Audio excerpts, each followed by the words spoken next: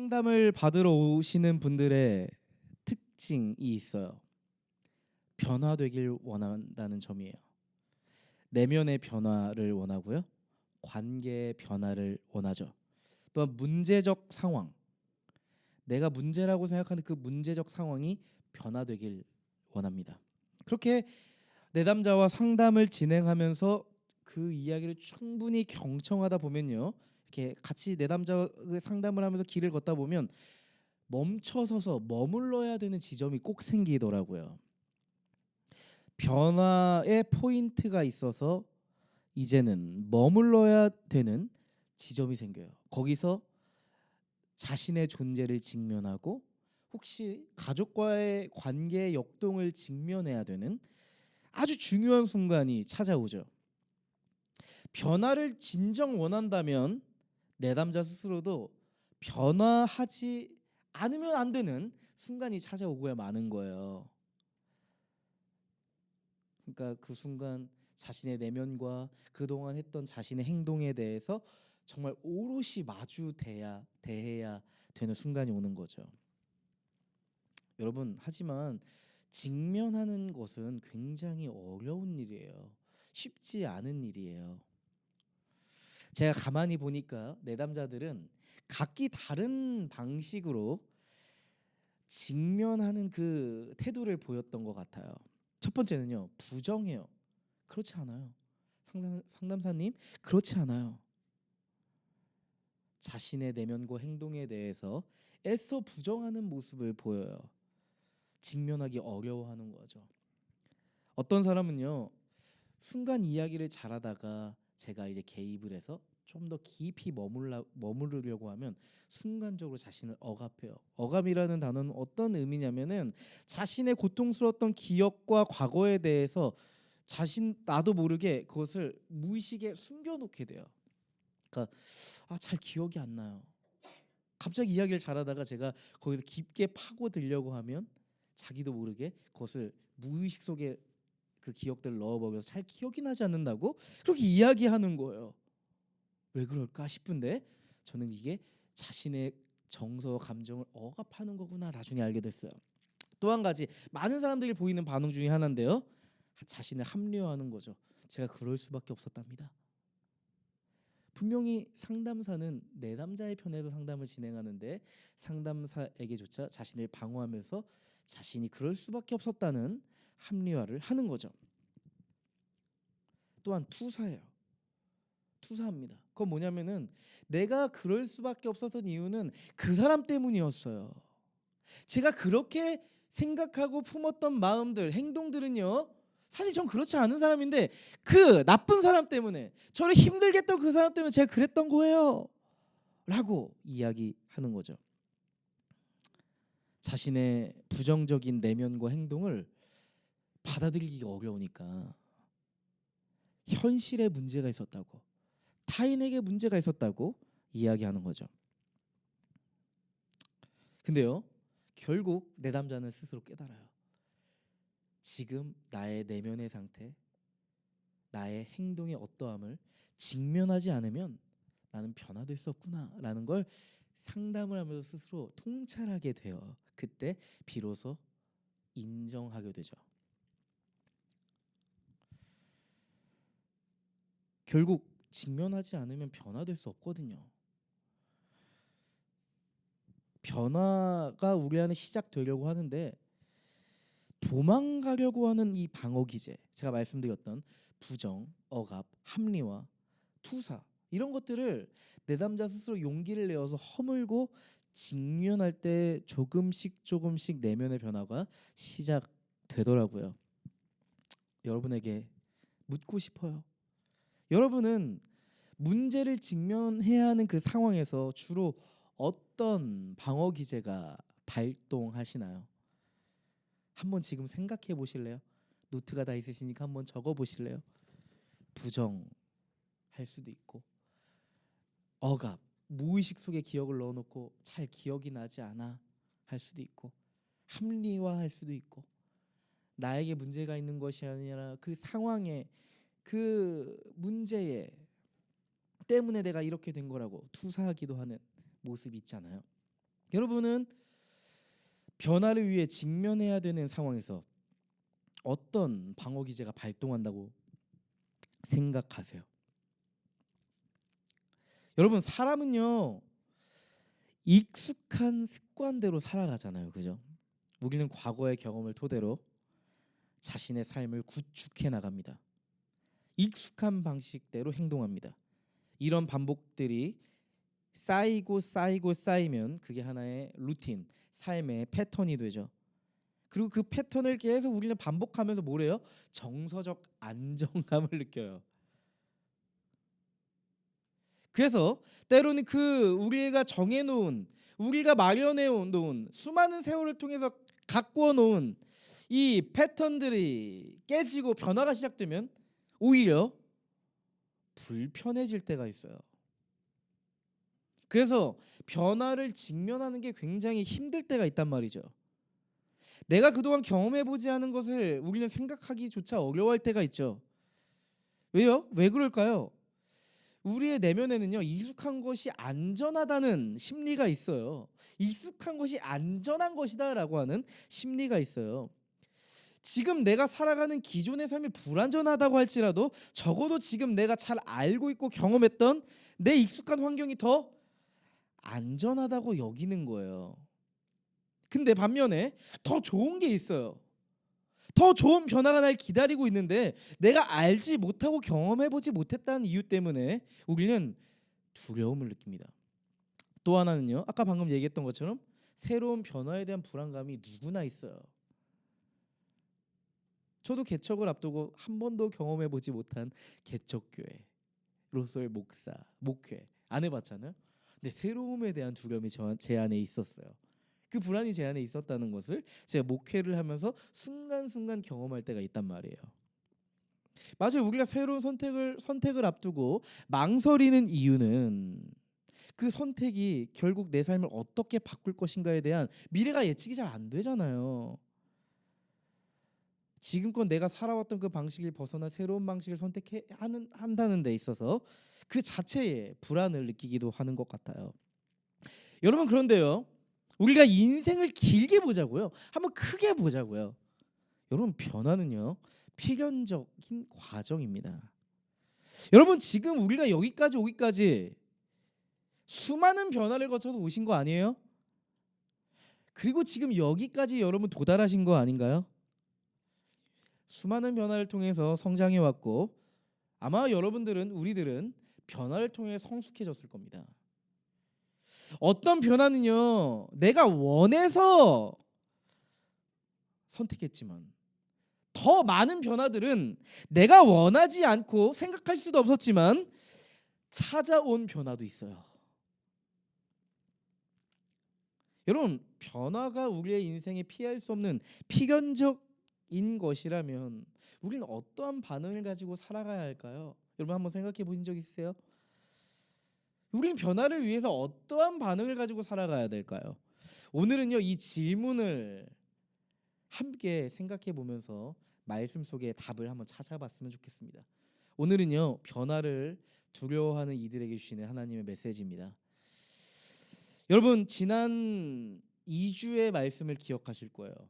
베드로는요 예수 공동체에 지금 일어나고 있는 놀라운 현상에 대해서 설명했어요. 뭐라고 했죠? 여러분, 우리는 지금 술에 취한 것이 아닙니다. 성령 하나님의 다스림에 취해 있습니다. 그래서 지금 우리 공동체에 이런 일이 일어난 것입니다 라고 하면서 설명을 했었잖아요. 다 기억이 나시죠?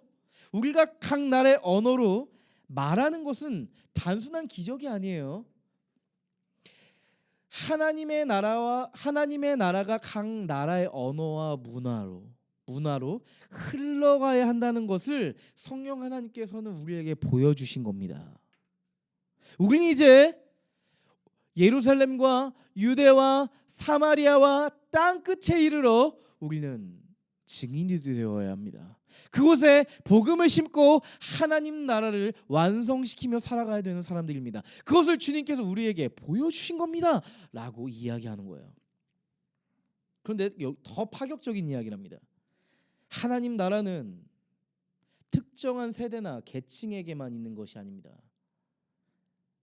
이 미션, 하나님 나라의 소망을 전달해야 하는 이 미션은 어린아이부터 청소년, 청년, 부모, 노년에 이르기까지 모든 세대가 함께 어우러져서 만들어 가야 합니다.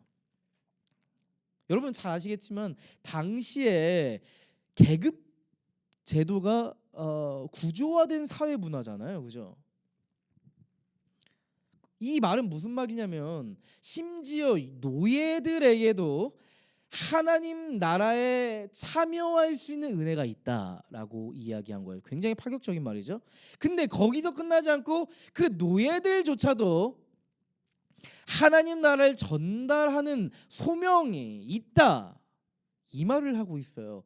그 당시에 숫자를 계수할 때 치지도 않았던 그 어린아이들에게도 하나님 나라에 소속할 수 있을 뿐만 아니라 하나님 나라를 전달할 수 있는 소명자로 부름을 받았습니다. 이 말을 하는 거예요. 여러분 한번 잘 생각해 보세요.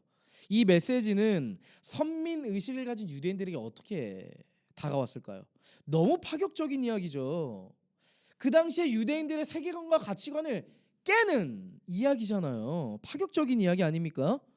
하나님 나라는 더 이상 유대인이나 특정한 민족이나 특정 계급을 위한 전유물이 아니다. 모든 이들을 위해 열려있는 그리스도의 나라다라고 얘기하는 거죠. 근데 베드로가 여기서 멈추질 않아요. 본물 터졌어요. 그는 지금 더 본질적인 이야기를 하고 싶어요. 하나님 나라가, 그래서 그 하나님의 나라가 어떻게 지금 우리에게 임한 것인지를 말하고 싶어 하는 겁니다. 오늘 메시지는 지금 바로 그 메시지예요. 결국 하나님 나라의 그 큰 그림을 설명하기 위해서 베드로는 하나님 나라를 회복시켰던 굿 뉴스, 복음을 말하고 싶은 거죠. 그럼 복음이 뭐예요? 예수 그리스도, 복음의 실체, 예수 그리스도를 베드로는 유대인들에게 용기를 내어 말하기 시작합니다. 여러분 지금 베드로의 설교, 베드로의 이야기를 듣고 있는 사람들이 누구라고요? 유대인들이에요. 잘 생각해 보세요. 한번 우리 입체적으로 생각해 봐야 돼요. 이 말씀을요 그냥 텍스트로 보지 말고 그 당시의 사회 문화를 생각하면서 보면 좀 더 와닿을 거예요. 지금 이 말을 듣고 있는 유대인들은 어떤 사람들이냐면 예수를 십자가에 못 박으라 시위하고 집회하고 투쟁했던 사람들이, 아우성쳤던 사람들이에요. 강도를 풀어주고 예수 그리스도를 십자가에 죽여라. 그들은요 예수를 배척하고 결국 십자가에 못 박혀 죽게 만든 장본인들이었거든요. 지금 베드로는 지금 용기를 내고 있는 거예요. 베드로는 지금 용기를 내어서 정면으로 진실을 이야기하는 거예요. 자신을 포함한 지금 이 시대의 절망적인 자아상을 고백합니다. 사도행전 2장 23절 말씀이에요. 여러분은 그를 무법자들의 손을 빌어서 십자가에 못 박아 죽였습니다. 당신들이 예수를 십자가에 못 박혀 죽게 했잖아요. 이 이야기를 하는 거예요. 베드로는 이 불편한 진실을 외면하지 않고 회피하지 않았습니다. 복음을 전하기 위해서라면 반드시 짚고 넘어가야 하는 진실이었기 때문이죠. 베드로 자신도 그랬잖아요. 예수님의 눈앞에서 예수님을 어떻게 했어요? 저주 맹세 부인하며 떠나가 버렸잖아요. 그 무리들과 다를 바가 없는 사람이었잖아요. 우리들의 절망적인 실체, 그리스도이셨던 예수를 배척하고 외면했을 뿐만 아니라 죽여버렸던 우리의 자아상을 고백하는 거예요. 근데 베드로가 말하고 싶은 건 여기서 끝나는 게 아니에요. 여러분 24절과 32절 말씀 보세요. 그러나 하나님께서는 그를 죽음의 고통에서 풀어서 살리셨습니다. 여기서 그는 예수 그리스도죠. 하나님께서는 예수 그리스도를 죽음의 고통에서 풀어서 살리셨습니다. 32절. 이 예수를 하나님께서 살리셨습니다. 당신들이 십자가에 매달아 죽였던 그 예수는 하나님께서 살리셨습니다. 부활시키셨습니다. 우리는 그 모두 이 일의 증인입니다. 우리 모두가 그것을 보았습니다. 지금 그 얘기를 하는 거예요. 지금 소망의 메시지를 전달하고 있습니다.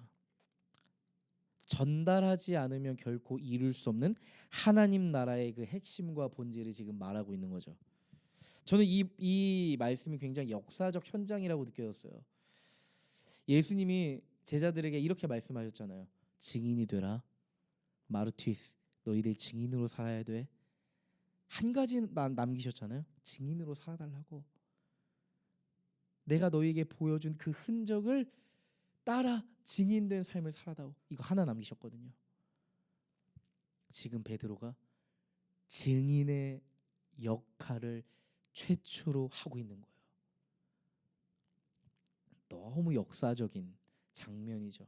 하나님 나라가 펼쳐지는 장면이에요.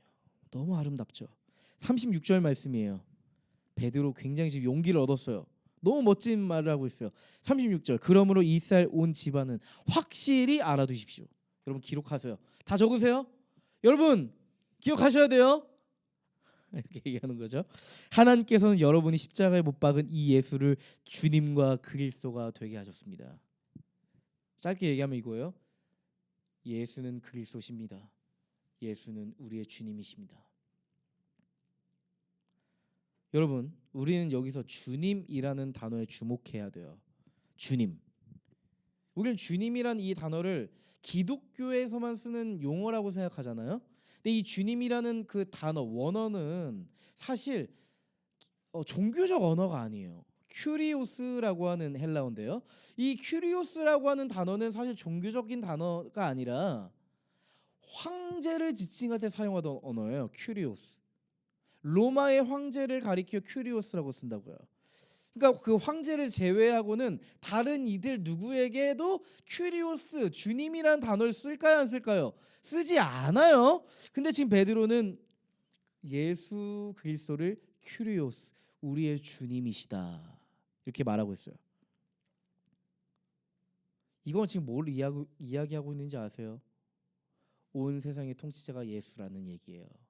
하나님 나라를 통치하실 그 분이 왕으로 오신 예수라는 거예요. 주님만이 왕이십니다. 이 얘기를 하는 거예요. 지금 유대인들에게도 그 자리에 섞여 있었을 소수의 로마인들에게도 이 메시지는요, 진짜 감히 상상할 수 없는 굉장히 충격적인 선언이었을 겁니다. 이 세상의 주인이 로마 황제가 아니라 예수 그리스도라는 선언이기 때문이죠. 여러분, 이게 바로 하나님 나라의 핵심 메시지예요. 이것이 바로 하나님 나라에 살아가는 우리의 고백이잖아요. 예수 그리스도는 우리의 주님이십니다. 내 삶의 주님이십니다. 예수님이 내 삶의 왕이십니다. 여러분, 이게 우리의 신앙의 시작 아니에요? 맞죠? 하나님 나라 그렇게 우리의 삶에 시작되는 거죠. 여러분, 베드로의 설교를 듣던 사람들은 큰 충격을 받았을 것이라고 저는 예상해요. 자신들이 십자가에 못 박아 죽이라고 외쳤던 그 예수가, 자신들이 십자가에 그 예수를 못 박아 죽이라고 했었는데 그 예수가 큐리오스, 온 세상의 통치자라니, 우리를 구원할 메시아 그리스도였다니, 너무 충격에 빠졌을 거예요. 여러분, 그들의 반응이 어땠을까요? 내가 하나님이신 예수를 십자가에 못 박아 죽였다고? 그토록 우리가 기다렸던 대망했던 메시아를 몰라보고 배척하고 죽였다고? 여러분, 그렇게 쉽게 받아들일 수 있는 이야기가 아니었을 거예요. 그냥 길 가다가 전도해서 믿으실래요? 영접하실래요? 네? 이런 개념이 아니란 말이에요. 지금 베드로가 하고 있는 이야기는 쉽게 받아들일 수 있는 이야기가 결코 아니었을 겁니다. 여러분, 일반적인 사람들은 아까 제가 서두에 얘기했던 것처럼 방어 기제가 발동했을지 몰라요. 부정하는 거죠. 아니야, 그럴 리 없어 라고 반응했을 수도 있겠고요. 회피할 수도 있겠죠. 예수는 그리스도가 아니야, 큐리오스가 아니야, 합리화할 수도 있었겠죠. 사실 나는 그런 마음이 아니었는데 수많은 사람들이 그렇게 따르니까 나도 그게 맞는, 옳은 줄 알았어요. 그땐 나도 어쩔 수가 없었어. 이렇게 반응할 수도 있었겠죠. 그렇지 않을까요? 여러분, 누군가 여러분을 벼랑 끝으로 본다면 누구든지 거기서 방어할 겁니다. 난 아니라고, 난 그럴 수밖에 없었노라고 이야기할 수밖에 없겠죠. 그런데 이들은 과연 어떻게 반응했을까요? 여러분 궁금하지 않으세요? 과연 그 자리에 있었던 사람들은 어떻게 반응했을까요? 37절 말씀입니다. 사람들이 이 말을 듣고 마음이 찔렸습니다. 뭔가 훅 찌른 듯한 느낌이 들었답니다. 근데 여기서 사람들의 반응을 보세요. 형제들이여, 우리가 어떻게 하면 좋겠습니까? 형제여, 우리가 어떻게 하면 좋겠습니까? 하고 베드로와 다른 사도들을 붙잡고 이야기하는 거예요. 놀랍게도 이 사람들은요, 자신의 방어 기제로 이 불편한 진실을 외면하지 않았대요. 그들은 베드로의 말씀 그대로 받아들여서 찔려버린 거예요. 그래서 결국 질문할 수밖에 없었던 거죠. 이제 우리가 어떻게 해야 합니까? 저는요, 이들의 이 질문을 좀 입체적으로 생각하다 보니까 두 가지 감정이 떠올랐을 것 같더라고요. 이 짧은 질문 속에는 두 가지 감정이 내포되어 있는 것 같다 생각을 했어요. 첫 번째는요, 돌이킬 수 없는 죄책감이 있었던 것 같아요. 내가 저지른 일이 얼마나 끔찍한 일이었는지 이제 비로소 깨닫게 된 거죠. 여러분 그런 경험 있으세요? 내가 일상에서 무심코 던졌던 한마디가 누군가에게 큰 상처를 줬던, 그런 비수가 되어 깊은 상처를 줬던 그런 경험 있으세요? 한동안 심각하게 아프고 힘들었다는 그 이야기를 듣고 나서 내가 왜 그렇게 말했었지? 자책이 들기도 하고, 이 관계는 끝났어, 이제는 돌이킬 수 없어 라고 생각이 들 때도 있잖아요. 저도 지금은 많이 그렇진 않은데 예전에 이제 목회를 막 시작하고 나서 사람들과 관계를 맺다 보면 말을 훌훌훌 쉽게 하잖아요. 근데 그러다 보니까 말실수를 할 때가 있었던 것 같아요. 그래서 나중에 시간이 지나서 어떤 청년들이 목사님 그때 저 상처 받았었어요 라고 얘기했던 게 기억이 나요. 그때 전 몰랐어요, 그 전까지는. 그런데 그 친구가 그 이야기를 할 때 이래서 이 친구가 이렇게 상처를 받을 수밖에 없었구나. 나 여전히 내가 목회자로서 성숙한 모습을 보여줘야 할 텐데 말 한마디가 내 안에 성숙을 이뤄내지 못하고 여전히 방황하는 언어들이 내 안에 있구나, 막 이런 생각을 했을 때가 있었단 말이죠. 지금 제가 나눴던 이야기와 비교할 수 없을 정도로 지금 이 사람들은 큰 잘못을 저질렀잖아요. 예수를 십자가에 죽게 만든 장본인인 이들은 얼마나 큰 죄책감을 가졌겠어요. 여러분 두 번째 감정도 있었을 것 같아요. 사실 첫 번째 감정보다 두 번째 감정이 훨씬 컸다고 봐요. 회복과 변화에 대한 가능성에 대한 갈망이었을 것 같아요. 이렇게 묻잖아요. 지금이라도 돌이킬 수 있는 길이 있을까요? 지금이라도 돌이켜 만회할 수 있는 길이 있을까요? 여러분 지금 이거는요, 단지 죄책감을 회피하기 위한 어떠한 대안을 좀 주십시오, 좀 속죄하면서 살 수 있도록 좀 해주십시오 라는 차원이 아니에요. 내가 지금까지 살아오던 유대교회 세계관, 가치관, 삶의 방식에서 내가 이제 방향을 바꾸겠습니다. 완전히 이제 방향을 바꾸고 싶은데 그 길을 좀 알려주십시오. 그러니까 이 질문은 단순한 이해를 넘어서는 거예요. 이해합니다, 동의합니다. 그럴 수도 있겠네요. 베드로 당신의 말에 납득이 좀 되네요. 이 정도가 아니에요. 여러분 교회 안에는 그냥 이런 지적인 동의 정도로 가볍게 생각하고 교회 안에 들어온 사람들이 참 많아요. 복음? 성경? 그럴 수도 있겠네요. 좋네요. 사랑 참 달콤한 이야기네요. 그럴 수도 있겠네요. 납득이 되네요. 너무 좋은 교훈이네요 라고 하면서 교회에 앉아 들어오죠. 근데 사실 복음이 이 정도가 아니거든요. 결국 깊이 그 복음의 메시지를 듣다 보면 어디까지 가요? 내가 그동안 살아오던 내 삶의 가치가 잘못되었습니다. 내가 틀렸습니다. 요즘 다양성을 인정하는 시대라서 너와 나는 달라가 포스트 모더니즘 이 시대의 풍조잖아요. 아니요. 지금 이 사람들은 지금 뭘 얘기하는 건 줄 아세요? 나는 틀렸어. 내가 그동안 살아왔던 내 삶은 틀렸습니다.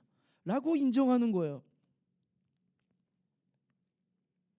그동안 우리가 살아오던 내 삶의 선택과 결정이 예수와는 전혀 상관이 없었노라고, 관계가 없었노라고 지금 철저하게 고백하고 있는 겁니다. 여러분, 이들이 던진 질문은요, 삶의 완전한 변화와 전환을 의미하는 질문이었어요. 여러분 한번 여러분의 삶을 떠올려 보세요. 여러분은 요즘 어떤 질문을 가지고 살아가세요? 요즘 사람들 질문이 생기면 뭐 유튜브에 찾아보거나 뭐 네이버에 찾아보거나 뭐 쇼츠, 릴스 검색어 찾아봐서 이렇게 하는 거구나, 이렇게 하는 거나, 네, 정보를 얻잖아요. 맞아요, 여러분. 우리는 관심 있는 것에 질문하게 돼 있어요. 관심 없으면 질문도 안 생겨요. 관심 있는 여자가 생기거나 남자가 생기잖아요. 궁금해지잖아요. 자꾸 질문하고 정보를 얻어내고 하려고 하죠. 그렇죠? 여러분, 요즘 여러분 어떠한 질문을 갖고 계세요? 여러분, 우리의 삶에 전환이 필요한 순간이 꼭 찾아온답니다. 문제에 함몰되거나 내가 원하고 갖고 싶고 하고 싶은 것에 중독되거나 함몰될 때 우리는 질문해 봐야 돼요. 주님, 내가 지금이라도 돌이킬 수 있는 길이 있을까요? 이거 너무 필요한 질문이에요. 전환 질문. 여러분, 우리의 삶은 100% 완벽할 수가 없어요. 잘못된 길에 들어서기 마련이에요. 그렇지 않나요? 내가 생각했을 때 결코 돌이킬 수 없을 만큼 많이 나간 상황에 직면할 수도 있어요. 근데 우리는 그때 전환 질문해야 돼요. 이 지금 사람들처럼 지금이라도 돌이킬 수 있는 길이 있을까요? 우리는 주님 앞에 질문해야 됩니다. 주님, 우리가 지금이라도, 제가 지금이라도 돌이킬 수 있는 길이 있을까요? 이 질문은요, 결국 한 가지 길을 만들 겁니다. 내 삶에 예수의 방식이 필요하다는 사실. 예수의 방식으로 내 삶을 전환해야 한다는 사실이 남을 겁니다. 이 질문을 계속 하나님께 던지다 보면 한 가지 사실만 남을 거예요. 예수의 방식으로 살아가야 한다는 사실 하나 남을 겁니다. 내가 그렇게 살지 못해서 그렇게 지금 실패했다고 여겼다고 깨달아질 겁니다. 여러분, 우리는 가끔 착각할 때가 있어요. 여러분, 우리의 삶을 어떤 영화라고 쳐보자고요. 우리의 어떤 씬들이 있어요. 씬, 장면이 있어요. 여러분 안에. 그렇죠? 여러분이 아빠 엄마의 딸이라는 씬이 있고, 유치원 교사로서의 씬, 간호사로서의 씬, 연구원으로서의 씬, 어떤 것을 좋아하고 누군가를 만날 때의 그 씬, 각자마다의 씬이 있어요. 근데 그 씬들 한번 잘 떠올려 보세요. 아마도 그 씬들을 우리는 수없이 내 방식으로 전환했을 거예요. 하나님께서 우리에게 주신 씬들인데 우리는 그 방식들을 나의 방식으로 씬들을 다 전환시켜 버린 거예요. 이해가 되세요? 제가 어떤 말씀을 드리는지. 우리에게 부여된 그 씬들은 하나님이 우리에게 주신 씬인데, 감독이신 하나님이 우리에게 주신 씬인데 우리는 내 방식으로 그 씬들을 전환시켜 버린다고요. 내 방식대로 연기하고 내 방식대로 스토리를 끌어간단 말이에요. 하나님, 제 방식은 이래요. 이렇게 역사하셔야 돼요. 이렇게 연출해 가셔야 돼요. 하나님 계획이 다르세요? 계획을 바꾸시면 되잖아요. 하나님은 우리의 삶을 끊임없이 전환시키려고 해요. 예수의 방식으로 우리를 변화시키려고 진짜 너무 열심히 노력하고 계시거든요. 근데 우리는 어떤 측면에서는 하나님보다 더 큰 에너지로 하나님을 바꾸려고 해요. 하나님을 막 전환시키려고 해요. 하나님을 그냥 인식 구조를 바꿔버리고 싶어요. 막 나의 방식과 나의 목적에 하나님을 사용하고 싶어서 하나님을 막 이렇게 설득하고 막 하나님을 막 주입시키고 막 기도로 막 기도 막 100일 기도 요즘 안 하지 뭐 그런 사람들 있잖아요. 하나님 설득하려고 막 하나님 마음 바꿔보려고 막 하는 사람들 있잖아요. 여러분 베드로는 지금 분명히 얘기해요. 이 38절 말씀 보세요. 베드로가 대답했대요. 그들의 질문에 대답한 거예요. 잘 들어보세요. 이렇게 질문했죠. 지금이라도 돌이킬 수 있는 길이 있을까요? 베드로가 대답하였다. 회개하십시오. 그리고 여러분 각 사람은 예수 그리스도의 이름으로 세례를 받고 죄 용서를 받으십시오. 그리하면 성령을 선물로 받을 것입니다. 여러분 지금 베드로의 응답은요. 단지 정죄도 아니고 단지 위로도 아닙니다. 지금 우리 존재가 얼마나 지금 심각한 상태에 놓였는지 말하는 거예요. 지금 우리가 그동안 살아왔던 어그러지고 깨진 삶의 방식을 깨달았다면 거기에 머물러 있지 말고 삶의 방향 자체를 바꾸어 주님께로 나가라고 하는 거예요. 지금 초청하고 있어요. 초대하고 있어요. 뭐예요? 하나님 나라로 초청하고 있는 거예요. 콜링. 여러분, 하나님은요 순간순간마다 우리의 마음에 찔림을 주세요. 불편함을 주실 수도 있어요. 여러분은 언제 하나님이 주시는 찔림을 경험하세요? 툭툭, 퍽퍽. 주의를 주실 수도 있고 뒤통수를 빡 때리실 수도 있고 조용히 안으실 때도 있고 가끔은 이렇게 우리가 큰 잘못했을 때 엄마 아빠가 한번 혼내는 게 차라리 마음 편한데 그냥 안아줄 때가 있어요. 당황스럽죠. 뭐지? 다 알고 있는 것 같은데 왜 안아주지? 가끔 시온이가 그래요. 시온이가 너무 이렇게 반복적인 잘못을 하면 저도 혼내다 지쳐서 그냥 한번 안아줘. 아빠도 널 이제 더 이상 혼낼 힘이 없다. 시온이가 영문을 몰라요. 여기서 많이 혼나야 되는데 그래도 갑자기 시온이가 엊그저께 토요일날 이렇게 침대에서 꼭 안아주고 있는데 아빠는 참 용서를 많이 해주는 것 같아 라고 저에게 진심으로 고백을 하더라고요. 그래? 오늘 너가 용서를 경험했구나. 하나님의 사랑도 그래 라고 또 메시지를 줬는데요. 맞아요. 더 크게 혼나야 되는데 그냥 꼭 안아줄 때 그게 더 큰 찔림으로 훅 하고 올 때가 있어요. 여러분 근데요. 자 가만 보니까 언제 하나님께서 찔림을 주시냐면 복음과 우리의 삶이 충돌할 때예요. 오히려 우리의 삶에 복음이 없잖아요. 복음이 배제돼 있잖아요. 그때는 안 찔려요. 그래서 교회에 가만히 보면 당당한 사람도 있잖아요. 분명 우리가 봤을 때 신앙이 그렇게 많이 없어요. 초신자인데 당당해. 저 죄가 없어요. 전 좀 이 정도면 괜찮아. 이런 사람들 꼭 있어요. 다 있어요. 네. 복음이 배제돼 있어서 그렇습니다. 복음이 심겨져야 되는 상태여서 당당한 상태인 거죠. 오히려 우리가 하나님 나라를 위해 살아가려고 할 때 찔림이 와요. 우리 민경이 이야기 갑자기 기억이 나는데 컨퍼런스 가서 나눔을 했잖아요. 목사님 소망하는 교회 와서 많이 변했다고 생각했고 제자 훈련도 받으면서 이제는 좀 진지해지고 제자가 됐다고 생각했는데 아닌 것 같아요. 중간선에 서 있는 것 같아요. 이런 고민을 굉장히 진지하게 이야기했거든요. 맞아요. 이 찔림 이거는요 복음 안에 있기 때문에 생기는 찔림이에요. 복음 안에 없으면 목사님 저 잘하고 있잖아요. 아시죠? 이렇게 했을 텐데 네, 찔림이 온 거죠. 복음이 있기 때문에 찔림이 훅 하고 온 거예요. 복음의 그 정교하고 섬세한 그 패러다임이 자꾸 내 삶을 비추는 거예요. 찔림이 오죠.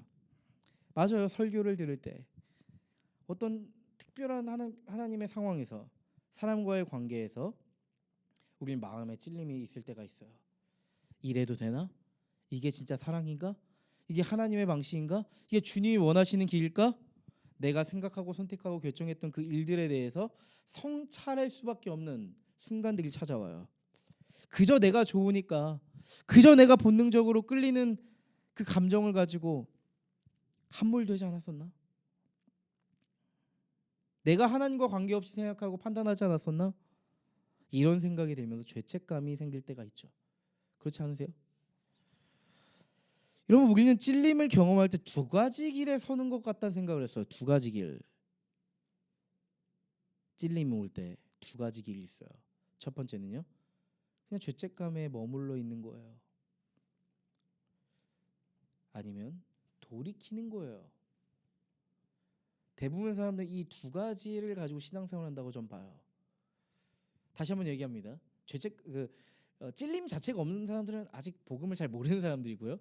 복음 안에 들어오면 끊임없이 죄책감과 진짜 돌이킴, 이 두 가지 길에서 우리는 싸움을 한다는 거예요. 여러분, 만약에 여러분들이 신앙생활하고 삶을 이렇게 변화시켜 갈 때 죄책감이 주된 감정이었다면 여러분의 삶은 굉장히 무거울 겁니다. 신앙생활이 너무 힘들게 느껴질 겁니다. 설교도 힘들고 나눔하는 것도 너무 힘들고 할 거예요. 기도를 하긴 해요. 근데 죄책감이 주된 정서와 감정이기 때문에 하나님이 주시는 자유함을 경험하지 못할 겁니다. 오히려 죄책감을 가지고 신앙생활하고 삶을 구성해 나가면 신앙생활 때 어떤 생각이 떠나지 않느냐면은 이런 생각이에요. 하나님조차도 나를 용납하고 용서하지 않으실지도 몰라 라는 생각이 자꾸 마음의 소리로 들려요. 부정적인 이 마음의 소리가 자꾸 나를 팍팍 쳐요. 그러다가 어떻게 돼요? 그렇게 죄책감에 허우적 거리다가 숨이 꼴깍 넘어가려고 하다가 인생의 슬럼프가 오는 거죠. 신앙의 슬럼프가 오는 거죠. 나는 교회랑 안 맞나 봐. 난 신앙생활이랑 안 맞나 봐. 이렇게 생각하는 거죠. 한 가지 길이 더 있다고 했잖아요. 돌이킬 수 있는 길. 진짜 내 삶의 방향이 잘못되었구나. 돌아가자. 터는 거예요. 쿨하게 돌아가자. 복음으로 살아가지 않는 삶이 실패구나. 지금 내 삶에 일어난 문제가 실패가 아니고 내가 복음으로 살아가지 않았기 때문에 실패했던 거구나. 본질을 정확하게 보고 나 이제 그런 삶 안 살아. 한 번뿐인 인생 다 주님을 위해 살래. 이렇게 결정해 버리는 거죠. 아마도 그런 순간들을 계속 경험하다 보면요, 딱 내 삶을 보잖아요. 죄책감이 내 주된 정서와 감정이 아닐 거예요.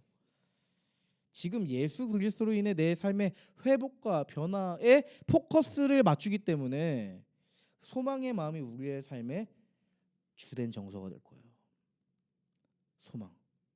소망의 정서와 감정이 가득 찰 거예요. 여러분, 이 시간 한번 생각해 보시죠. 한번 시간을 우리가 지금 내서 와 있잖아요. 생각해 봐야 돼요. 여러분의 삶이, 내 삶이 너무 복잡해서 찔림조차 느낄 수 없는 순간에 혹시 놓여 있진 않으세요? 한번 생각해 보세요. 내 삶이 너무 지금 바빠서 복음이 침투할 수 있는, 복음의 영향력이 내 삶을 이렇게 훅 할 만한 뭔가가 없는 상황에 혹시 놓여 있진 않으세요? 혹시 여러분 마음이 찔림이 여전히 여러분 안에 있다면 여러분 그럼 어떤 반응을 하고 계세요? 죄책감에 머물러 계세요? 아니면 돌이켜 다시 주님의 길, 예수의 길을 선택하고 계세요? 지금 한번 생각해 보세요. 난 지금 어느 위치에 놓여 있나? 오늘 주님이 보게 하실 거예요. 제가 가만 보니까요, 우리의 삶의 모습을 가만히 보잖아요. 베드로의 모습에 서기도 하고 내일은 회개해야 할 위치에 서기도 하는 것 같아요. 여러분, 베드로의 위치가 뭐예요? 우리가 상태가 좋을 때는 막 누구를 만나서 복음의 소망을 막 전하고 그 사람이 회개하고 주님께 돌아오기를 말하는 정말 예수의 심장이 우리 안에 가득해요. 근데 우리가 상태 좋지 않을 때 어때요? 우리도 주님 앞에 돌이켜야 하는 그 자리에 서 있을 때가 있죠. 상태가 안 좋을 때 있잖아요. 여러분 지금 어떤 자리에 서 계세요? 베드로의 자리입니까? 회개해야 될 자리입니까? 우리 모두는 이러한 두 얼굴, 이중성을 가지고 있다는 생각을 했어요. 여러분, 성경에서 말하는 회개는요, 이 헬라어 메타노이아라는 단어예요. 이 단어는 단순히 잘못을 뉘우친다는 의미만 가지고 있는 게 아니에요. 메타 바꾸다, 노이아 마음. 메타 바꾸다, 노이아 마음. 마음을 바꾸는 겁니다. 회개는 마음을 바꾸는 겁니다. 마음의 방향을 바꾸는 겁니다. 마음의 방향을 바꾸고 삶의 방향을 온전하게 바꾸는 겁니다. 온전히 돌이키는 거예요. 예수의 방향으로. 회개는 그동안 우리가 익숙했던 그 방식을 버리고 완전히 새로운 삶으로 걸어가는 거예요. 베드로가 외친 회개는요, 야 너희들 그동안 잘못했지? 내 말 맞지? 이제 그렇게 살지 마. 혼난다. 이런 얘기 아니에요. 이런 차원의 이야기가 아니에요. 그들의 삶을 근본적으로 변화시키고자 했던 메시지였습니다. 이제 당신들의 선택에 남았습니다. 이 얘기라는 거예요. 이전처럼 예수를 배척하며 살아가시겠습니까? 아니면 예수를 큐리오스 주님으로 받아들이고 완전히 새로운 삶으로 살아가겠습니까? 이제 당신에게 남겨졌습니다. 여러분에게 말씀드리고 싶어요. 지금 우리에게도 같은 선택의 순간이 주어졌습니다. 여러분은 어떠한 삶을 살아가길 원하시나요? 41절 말씀 보면요, 사람들의 반응이 나와요. 그의 말을 받아들인 사람들은 세계를 받았다. 이렇게 해서 그날의 신도의 수가 약 3,000명이나 늘어났다. 베드로의 말을 듣고 받아들인 사람은 세계를 받았대요. 그 말은 뭐예요? 받아들이지 않았던 사람도 있었다는 것을 우리는 유추해 볼 수 있겠죠. 근데 받아들이는 사람이 3,000명이나 됐대요. 우리는 뭘 알 수 있어요? 많은 사람들이 베드로가 전한 이 복음을 듣고 삶의 방향을 바꿨구나, 이렇게 알 수 있죠. 우리는 이 말씀을 볼 때 3,000명이라는 숫자에 주목할 때가 있어요. 와, 어떻게 초대교회는 이런 역사가 일어날까? 왜 지금 현대교회는 이런 일이 일어나지 않을까? 왜 우리는 3,000명이 막 이렇게 부흥하는 역사가 없을까? 이렇게 생각하기도 하는데, 하지만 여기서 중요한 것은 3,000명이라는 숫자가 아니에요. 많은 사람들이 지금 삶의 방향을 바꾸기 시작했고 하나님 나라에 참여하기 시작했다는 거예요. 이 수많은 사람들이 예수 그리스도의 공동체의 일원이 돼서 예수 그리스도와 함께 새로운 삶을 꿈꾸게 되었다는 겁니다. 여러분, 교회 공동체 안에서 일어나야 할 하나님 나라의 모습은 바로 이 모습입니다. 이게 바로 우리 소망하는 교회 공동체가 나아가야 될 방향성이에요. 이게 여러분, 교회 본질은 단순히 숫자가 늘어나는 게 아니에요. 교회 밖에를 한번 보세요. 자신의 존재의 깨어짐으로 인해서 고통받고 삶의 의미도 모르겠고 방향도 모르겠는 사람들이 너무 많아요. 여러분, 교회 밖에만 그래요? 교회 안에도 보세요. 너무 많아요. 하나님을 믿는 교회인데 하나님과의 관계가 다 깨져 있어요. 뭐 이런 느낌이에요. 약간 뭐 법적인 가족 관계는 맞는데 사실상 이렇게 별거 상태인, 근데 같이 사는 약간 이런 신앙생활하는 사람 너무 많은 것 같다 생각을 했어요. 그러다가 많이 좀 마음이 힘들면 완전 이제 독립해서 떠나 있다가 좀 마음 괜찮아지면 같이 좀 살아봤다가 떠났다가 같이 살았다가 이걸 반복하는 거죠. 교회 안에도 여전히 아까 제가 말했던 것처럼 죄책감으로 신앙생활하는 사람들 많아요. 그리고 심리적인 문제에 시달리는 사람 너무 많고요. 삶의 절망 속에서 탈출구를 못 찾는 사람 너무 많아요. 교회 밖이든 아니든 그 사람들이 예수께로 돌아가야 하는 이 회심이 지금 이 시대에 너무나도 필요하다는 사실이에요. 여러분, 이건 뭘 의미할까요? 오늘 이 메시지가 우리에게 어떤 의미를 줍니까? 회심에 집중하고 몰두하는 교회가 필요하다. 주님은 그런 교회를 찾고 계시다. 저는 그렇게 와닿았어요. 여러분, 우리가 한 번 회심했다고 끝나는 게 아니잖아요. 여러분, 우리 회심했지만 우리 수없이 방황하잖아요. 우리의 삶의 방식이 때로는 예수의 방식이 아닌 자기중심적이고 사랑도 없고 정의롭지도 못하고 어그러지고 깨진 세상의 일부가 돼서 살아갈 때가 있잖아요. 질서가 없어요. 하나님 나라의 질서가 우리 안에 새겨져 있어야 되는데 우리의 삶에 질서가 없어요. 그럴 때가 있잖아요. 여러분, 우리는 매일의 삶에서 다시 예수께로 돌아가는 회개가 필요해요.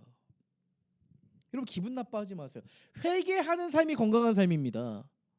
다시 집에 돌아가는 게 건강한 가족이에요. 맞잖아요. 여러분, 예수를 믿는다는 거, 신앙생활 한다는 건요, 변화를 두려워하지 않고 끊임없이 예수를 지향하고 닮아가는 변화된 삶을 의미하는 거잖아요. 회개하는 삶을 살아가는 거잖아요. 여러분, 교회 공동체는 예수께서 이루신 그 길을 가기 위해 끊임없이 변화를 향해 몸부림쳐야 되는 공동체예요. 교회는 변화하는 공동체여야 돼요. 변혁이 있는 공동체여야 돼요. 예수로 인해 변혁이 끊임없이 일어나야 됩니다. 여러분, 한국 교회를 보세요.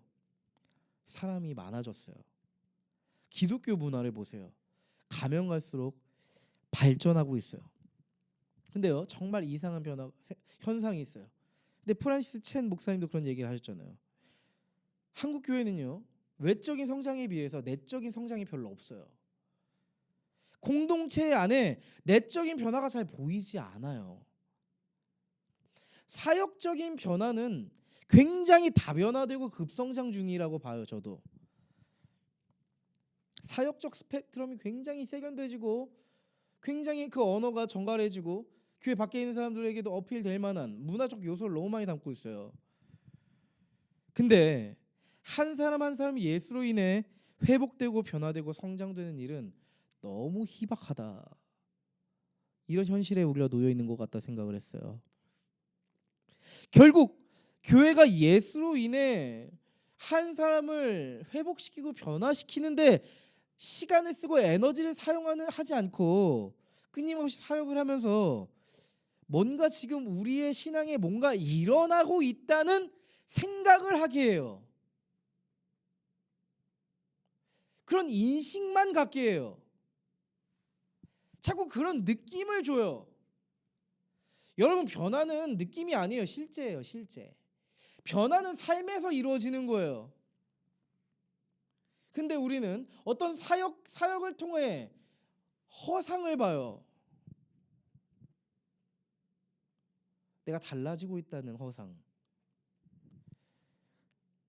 근데요, 교회 안에서는 많은 것을 하고 있고 많은 사역들을 하고 있지만 세상에 나아가서는 변화되지 않는 삶으로 하나님 나라를 위해서는 아무것도 할 수 없는 무기력증에 빠진 사람들이 얼마나 많습니까? 아무런 변혁적인 삶을 살아내지 못하는 그리스도인들이 얼마나 많습니까? 그게 진짜라면 세상에서 어떤 일이 일어나야 할까요? 더 폭발적인 일이 일어나야 되잖아요. 네. 여러분, 옆에 있는 사람을 한번 보세요. 옆에 있는 동혁 씨 눈을 보세요. 눈을. 지금 여러분 옆에 계신 분들은 서로의 회복과 변화를 위해 존재하는 사람들이에요. 서로의 회복과 변화를 위해서 존재하는 사람들이에요. 어떤 분이 강연하는 걸 봤어요. 젊은 여성들과 남성들을 두고 강연을 하는 거예요. 이제 김미경이라고 하는 강사였는데요. 이런 말을 하는 거예요. 요즘 여자들 정신 차려야 돼. 그 여성분인데 그 여성분이 이제 젊은 여자들 요즘 여자들 정신 차려야 돼. 야, 여자들 다 남자들 집 있어야 된다고 생각하지. 야, 20대 후반 30대 초반에 집 있는 사람이 어디 있어? 이런 얘기를 하는 거예요. 넌 얼마 있는데? 막 이런 얘기를 하는 거예요. 그러니까 남성이 얘기했으면 굉장히 거부감이 있었을 텐데 여성인 강사가 여성에게 얘기하니까 그래도 좀 이렇게 부드럽게 좀 느껴졌어요. 근데 이런 얘기를 하는 거예요. 여러분, 부부가 된다는 건 이제 너의 부모가 되어줄게라는 말이에요. 이 얘기를 하는 거예요. 부부가 된다는 건 이제 부모를 진짜 부모를 나를 낳아준 아빠 엄마를 떠나서 내가 너의 부모가 되어줄게라는 말이라는 거예요. 남편은 아내의 아빠가 되어주고 아내는 남편의 엄마가 되어주는다는 거예요. 근데 제가 결혼한 입장에서 너무 동의가 되고 공감이 되는 거 있죠. 우리는 결혼하면 이 남자가 나에게 이걸 해주길 원해요. 이 남자가 결혼할 때 이걸 해오길 원해요. 반대로 내가 이 여자랑 결혼하면 이런 일이 일어나길 바래요. 아니요. 너가 내 삶을 책임져줘가 아니고 내가 너의 삶을 책임져 줄게. 여러분 이게 사랑 아닌가요? 어느 순간 우리는 굉장히 사랑이 왜곡되고 자기중심적으로 변했어요. 여러분 이게 부부라고 얘기하는데 전부 공감이 되는데 전 이걸 그대로 공동체로 한번 가져와 봤어요. 여러분 부부도 공동체인데 교회도 공동체잖아요. 여러분 교회는요 서로가 서로를 책임져 주는 거예요. 서로가 서로의 부모가 되어주는 거예요. 서로가 서로를 양육해주고 돌봐주는 거예요. 서로가 서로의 짐을 같이 지는 거예요. 우는 자들과 함께 울고 웃는 자들과 함께 웃는 거예요. 짐을 같이 지는 거예요. 여러분 이게 공동체죠.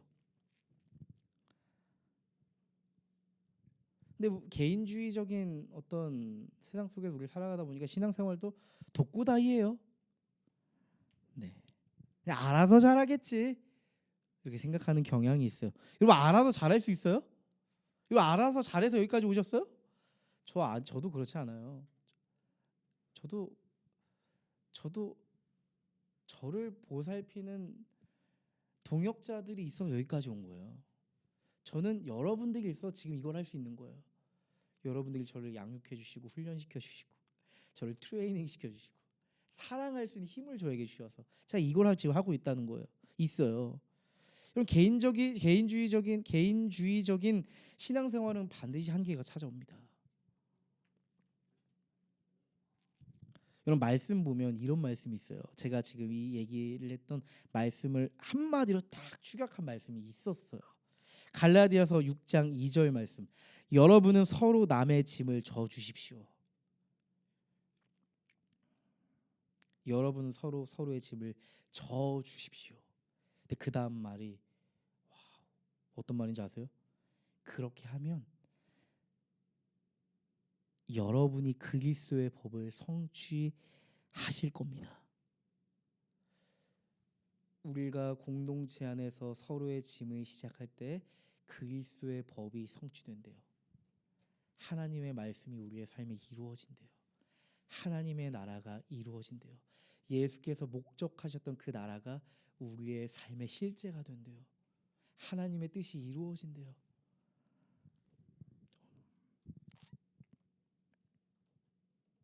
여러분, 여러분이 함께 져야 될 짐은 무엇인가요? 목사님, 제 짐도 제가 감당이 안 되는데요. 알아요. 그래서 함께 지자고요. 그래서 저도 짐이 많아요. 함께 지자고요. 여러분, 내 짐이 너무 많아서 짐을 져줄 수 없어요. 함께 져야죠. 그러니까 서로가 서로의 짐을 함께 지어주면서 같이 가야죠. 그러면 이겨낼 수 있지 않을까요? 하나님의 나라가 우리 안에 그러면 임하지 않을까요? 내 옆에 있는 동역자들의 회복과 변화를 위해 우리는 무엇부터 시작하면 좋을까요? 주님께 질문해 봐야 할 거예요. 베드로전서 3장 15절 16절 말씀입니다. 여러분이 가진 희망을 설명하여 주기를 바라는 사람에게는 언제나 답변할 수 있게 준비를 해두십시오. 그러나 온유함과 두려운 마음으로 답변하십시오. 여러분, 교회 공동체는요 서로가 서로에게 찔림을 줄 수 있는 공동체여야만 해요. 근데 제가 이렇게 얘기하면 오해하실 것 같아요. 목사님, 너무 찌르는 공동체는 너무 좀 공격적인 공동체 같아요. 제가 지금 말하는 건 서로를 찔러준다는 게 공격하거나 정죄하라는 의미가 아니에요. 서로를 찔러준다는 건 회복을 돕는다는 거예요. 오늘 말씀처럼 베드로전서 3장 15, 16절처럼 온유함과 겸손함과 두려움으로 내 옆에 있는 동역자들, 짐을 지고 있는 동역자들의 회복을 돕는 거예요. 그게 서로에게 찔림을 주는 공동체의 모습이에요. 여러분, 저는요, 사람들의 이 정서와 감정, 내면의 상태를 잘 알아차리는 감각이 있어요. 오랫동안 이렇게 사람들을 만나고 사람에 대한 관심을 가지고 상담하다 보니까 점점 이게 개발이 되네요. 근데 이런 것들이 개발되기 전에 이 초창기 때 이렇게 상대방에게 제가 느꼈던 것들, 제가 감지했던 것들을 직설적이고 직관적으로 말해주는 것이 좋다고 생각했어요. 거짓 없이 솔직하게 얘기해 주는 게 가장 좋은 방식이다, 오해가 안 생기는 방식이다 생각했어요. 그래서 굉장히 이성적이고 합리적이고 논리적인 방식으로 상대방이 납득할 때까지 이야기했어요. 그게 답이라고 생각했기 때문이죠. 실제로 사람들은 제 말에 동의를 해줬어요. 맞아요, 제 지금 내면 상태가 그래요. 맞아요, 제 영적 상태가 그러네요. 제 삶을 바꾸긴 해야 되겠네요. 이렇게 얘기를 해요, 만남 때는. 근데 제가 보니까 이상하게도 그러고 나서 큰 변화가 그 사람에게 일어나지 않는 거예요. 저 이런 생각을 했어요. 먹이로는 이해했지만 마음으로는 받아들이지 못했구나.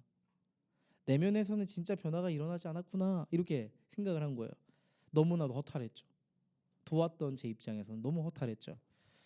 처음에는 이런 생각이 자꾸 드는 거예요. 그 사람에게 문제가 있다. 이 생각이 떠나지 않는 거예요.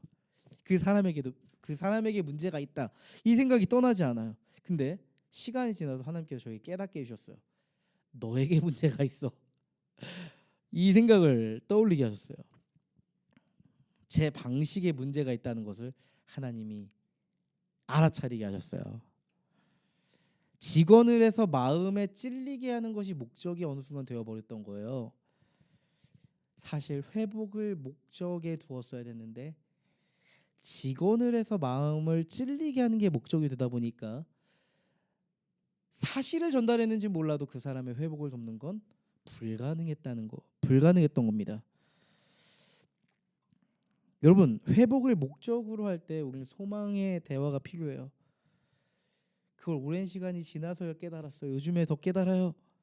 단 한 번의 시간이 아니고요. 꾸준하게 관심을 가지고 기도하면서 함께하는 시간을 가져야 되더라고요. 또한 한 번 만났을 때 진짜 깊이 있는 시간을 가져야 돼요. 겉만 하는 그런 시간 말고 깊이 있게 연결되는 시간을 가져야 되더라고요. 또 서로의 삶에 대해서 공감적 이해가 일어나고 그렇게 신뢰가 구축되고 이제는 선한 영향력을 주고받는 관계가 되었을 때 비로소 진짜 그 안에 회복이 일어나기 시작하더라고요. 변화가 시작되더라고요. 그때 깨달았어요. 찔림은 강하고 직관적인 언어에서 오는 게 아니구나. 마음의 변화는 회복을 갈망하는 그 사랑, 그 사람이 회복되었으면 하는 그 갈망에서 오는구나. 사랑에서 오는구나. 와, 이걸 깨달았어요. 여러분, 변화는요 관념이 아니랍니다. 변화는 사랑의 수고와 애씀이 필요해요. 포기치 않는 사랑이 필요해요. 서로가 서로에게 복음의 소망을 전달하려는 내어줌의 시간이 필요해요. 여러분, 많이 바쁘시죠? 내어주셔야 합니다. 그렇게 교회 공동체가 서로가 서로를 도우면서 그렇게 함께 변하면서 성장하는 거예요. 그게 교회예요. 교회는 완전하지 않아요. 함께 변하고 성장해가는 그런 공동체가 되어야만 해요. 여러분, 도움을 받는 사람이 성장할 것 같죠? 도움을 받는 사람이 변화되고 성장할 것 같죠? 근데 여러분, 교회를 잘 보세요. 도움을 주는 사람이 더 많이 변화되고 더 많이 성장합니다. 그 아름다움을 경험해요. 일반적으로는 혜택을 받으면 더 잘 될 것 같은데 혜택을 계속 주는 사람이 변화되고 성장되는 비밀이 있어요. 제가 그걸 경험하고 있습니다. 여러분의 회복과 변화를 위해 애쓰면 애쓸수록, 여러분을 보면서 아파하면 아파할수록, 여러분을 위해 내어주면 내어줄수록 제가 너무 변화되고 성장하고 있다는 거 아닙니까? 네, 감사합니다, 여러분.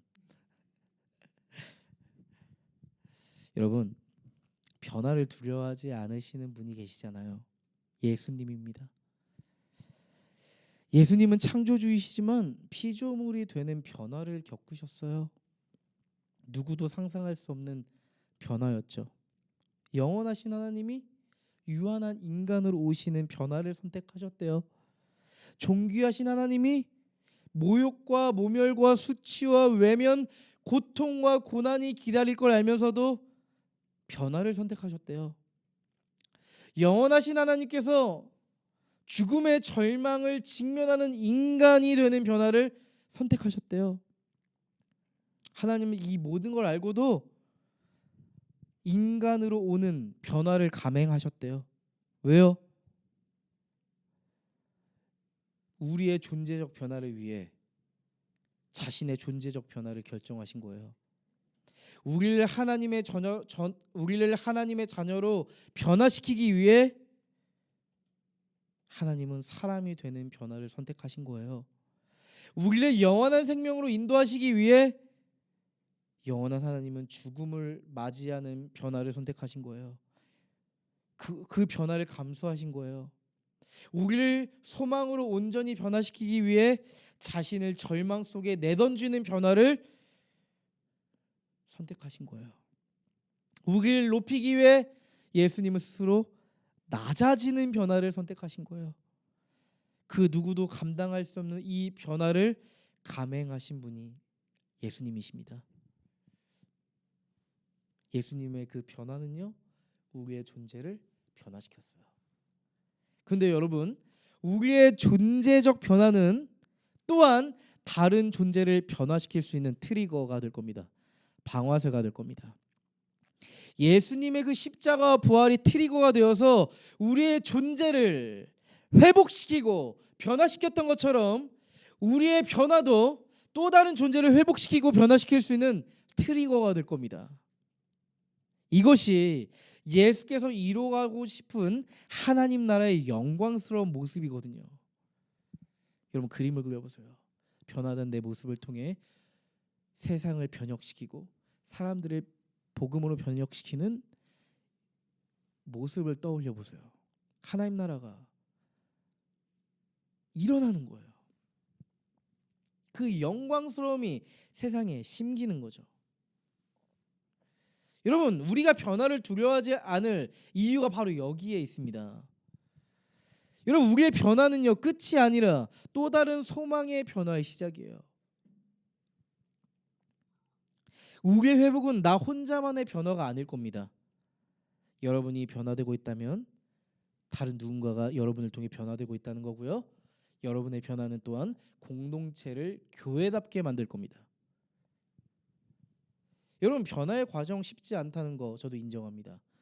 하지만 변화는 우리 인생의 필연적인 과정이고 하나님 나라의 필수 코스예요. 전공 필수입니다, 여러분. 때로는 변화가 우리의 어두운 실존을 보게 할 거예요. 때로는 변화가 우리 안에 담겨있던 고통과 아픔을 직면하게 할 겁니다. 때로는 변화가 내가 너무나도 소중하게 여기던 그 우상을 포기하게 만드는 경우도 생길 거예요. 하지만 예수 그리스도를 통해 변화되고 있는 우리의 삶은 점점 견고해질 겁니다. 여러분, 쇠가 용광로에 들어가죠. 그때 비로소 어떻게 돼요? 형태가 바뀌고 이제 앞으로 그 쇠가 형태를 가지고 쓰임새가 생겨요. 단순히 무쇠였던 그 형체가 용광로에 들어가서 다른 이들을 도울 수 있는 무언가가 돼요.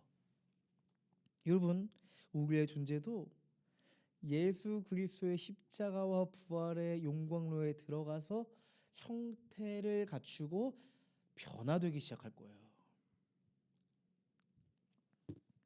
우리의 존재도 때로는 고난과 시련을 통해 변화되고 성숙해질 겁니다. 하나님께서 우리의 인생에 이뤄내고 싶어하는 변화가 바로 여기에 있습니다. 하나님께서 우리 교회 공동체에 원하시는 변화가 바로 여기에 있음을 믿습니다. 여러분 옆에 있는 우리 사랑하는 동역자들에게 이렇게 이야기해 줍시다. 하나님이 너를 변화시키고 있어.